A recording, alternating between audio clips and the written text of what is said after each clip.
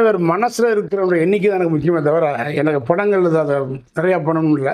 ஆனால் அப்போ பிஸியாக இருக்கும்போது நிறையா ஒத்துக்கிட்டேன். டக்குன்னு ஒத்துக்கிட்ட காரணம் என்னென்னா, நிறையா படங்கள் பண்ணணும், நிறைய லைஃப் வரும், நிறைய சாங் பண்ணலாம் அப்படிங்கிற மாதிரி வேகத்தை ஒத்துக்கிற தவிர ஒரு ஸ்டேஜுக்கு அப்புறம் பெரிய பேனர் போகிற என்ன பண்ணிட்டாங்கன்னா ஒட்டுமொத்தம் கேட்க ஆரம்பிச்சிட்டாங்க.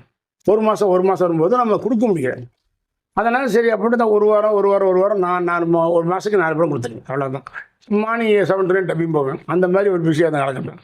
பட் அப்படி வந்த இந்த ரூட்டுங்கிறது அது ஒரு இதாக போகும். அது எனக்கு பிகாஸ் நான் வெறும் நடிகனாக இருந்தால் எனக்கு தெரிஞ்சிருக்காது. நான் தேட்டரில் வேலை செஞ்சு அசிஸ்டண்ட் கிட்டத்தட்ட 40 கூட வேலை செஞ்சிருக்காது. யாருக்குமே தெரியாது. 40 வேலை செஞ்சு அப்புறம் 5 டைரக்டர் ஆகிட்டு ஹீரோ வாழ்ந்து நான் தான்.